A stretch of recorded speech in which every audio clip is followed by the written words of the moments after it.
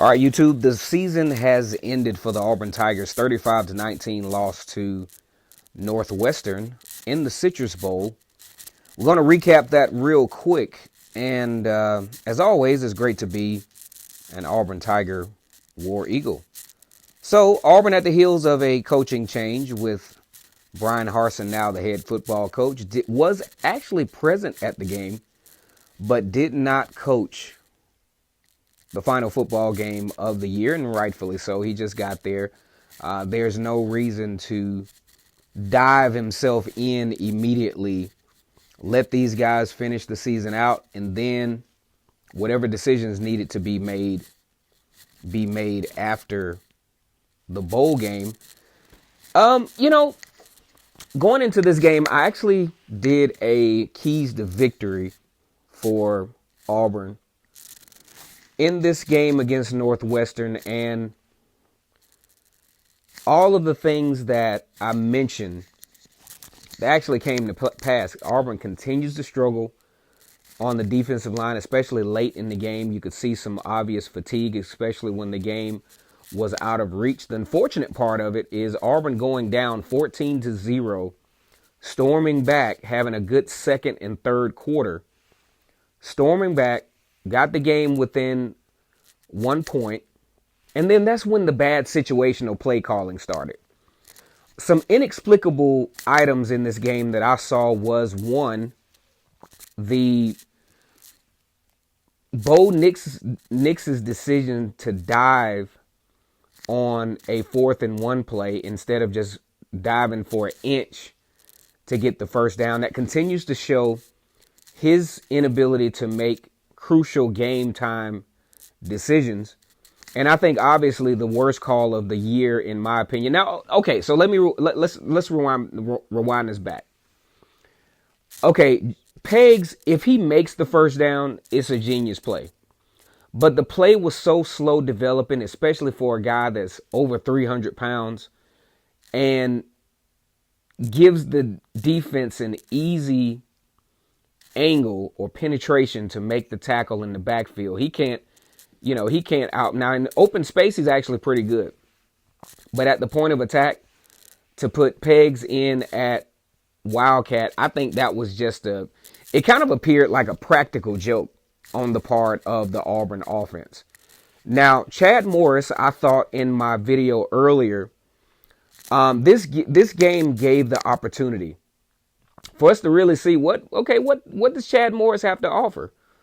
All year, we were told that, the play calling was split between Chad Morris and Gus Malzahn.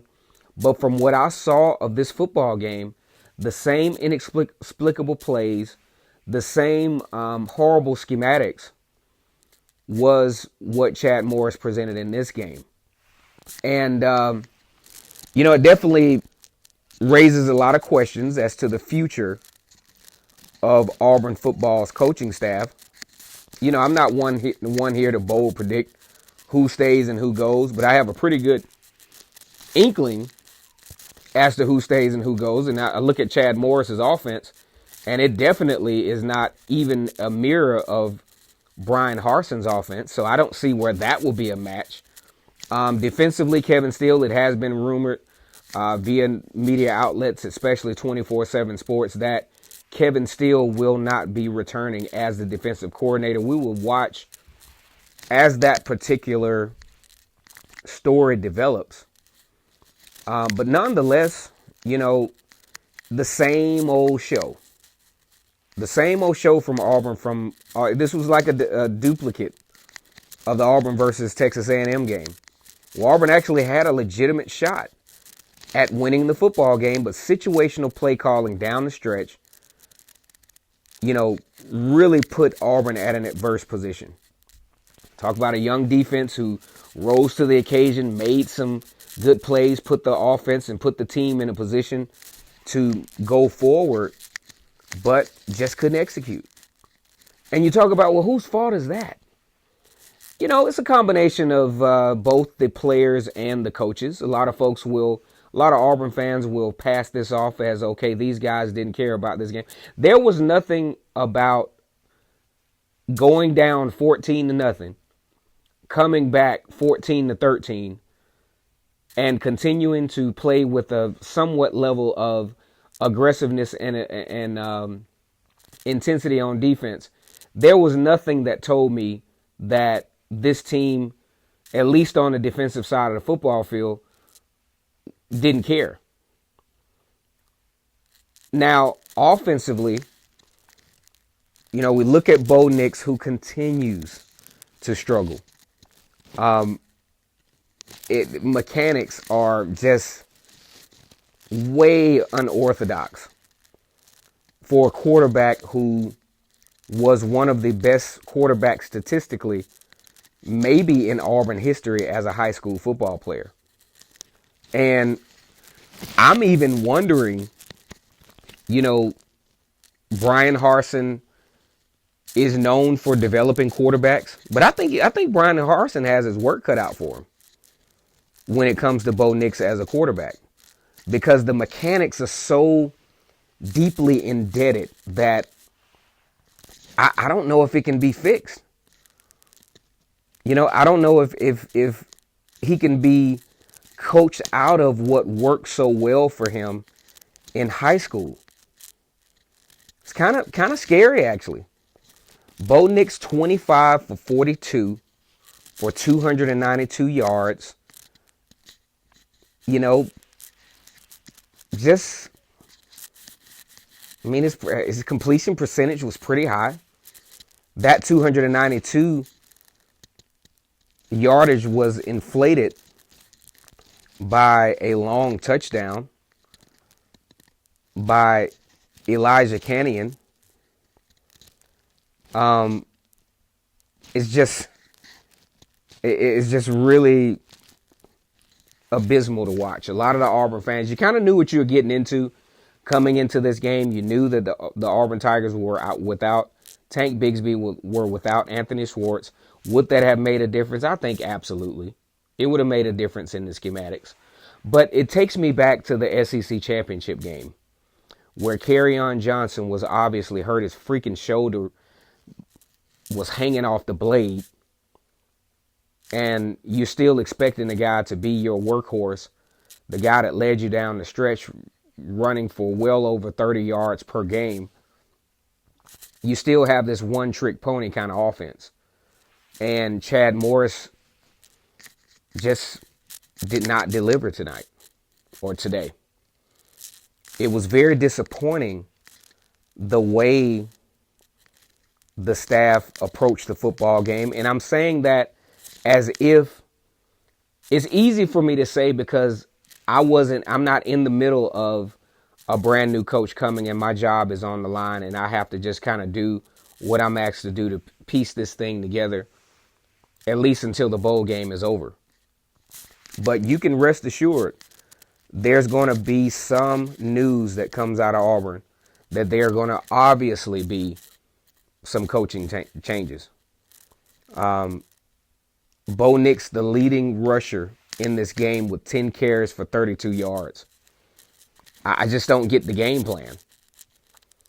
DJ Williams clearly is at least halfway capable of if you allow him some reps, that he could possibly break one at a certain point, kind of like how Northwestern utilized Porter in this game, who had 33 carries for 98 yards. They didn't give up on the run game. Auburn did a pretty good job of stopping the run, but they didn't give up on the run. And then you look at Ramsey, the quarterback for Northwestern, who was 24 of 35. He had 7 less attempts and just as many yards as Bo Nix and 3 touchdowns, just a lot more productive than Bo Nix. And, it just goes to show, total yardage for Auburn, 457, for Northwestern, 457 total yards. The way you beat Auburn, this is all you got to do. Get more yardage than they do, which is the obvious one. But when you dive deep into how Auburn loses typically in games like this, time of possession, Northwestern 35.42, had the ball for over 5 minutes over half of the game. Especially the drive that really told this was the first drive of the game as far as time of possession. They methodically just ran the ball, threw the ball, anything that they wanted to do schematically against Auburn in that first drive. And a lot of the time of possession actually came from that first drive. And then you are -6 on the first downs with 25 first downs going to Northwestern. Can't get them off the field. Northwestern had zero respect for the Auburn defense, going for it on 4th and 6+ and converting with a wide open wide receiver.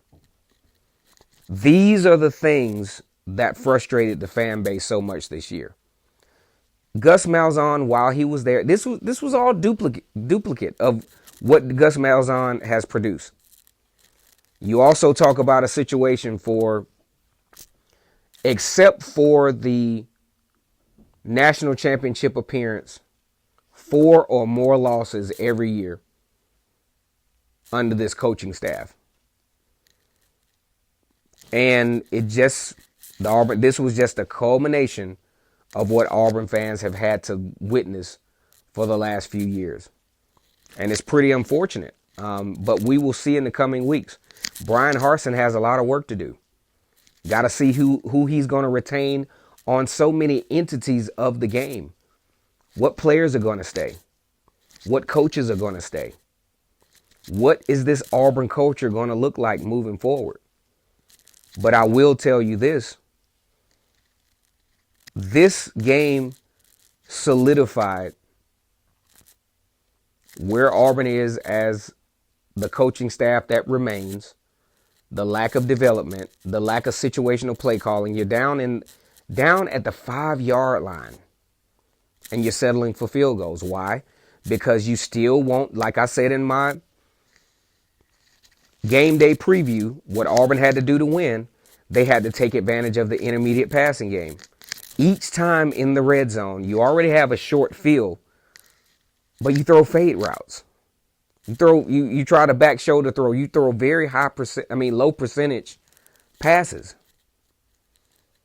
So it's very hard to win, even with I still think Auburn had more talent than Northwestern.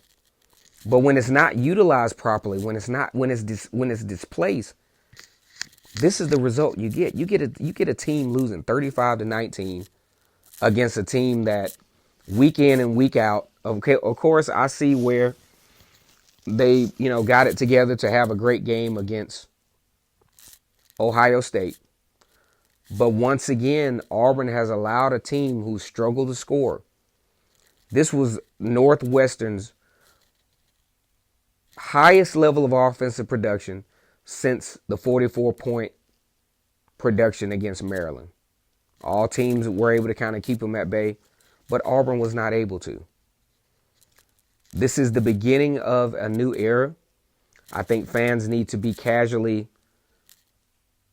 very cautious about how you approach this new era. You don't know what Brian Harsin has to offer. You don't know what's going on. You have these rumors of different players hitting the transfer portal. Who knows? But what I do know is Auburn deserves a better brand of football. Even if you win 9 games, 10 games, you don't make it to the SEC championship game. Auburn deserves a better brand of football, and maybe that was the thought process of Alan Green, the athletic director, and saying, hey, we got to stop the bleeding while we're still ahead. $21 million later, Brian Harsin will take over as head coach as of tomorrow because the season 2020 is over. Go ahead and like this video, comment, and subscribe to Vernon Speaks Sports Auburn. And as always, it's great to be an Auburn Tiger, War Eagle.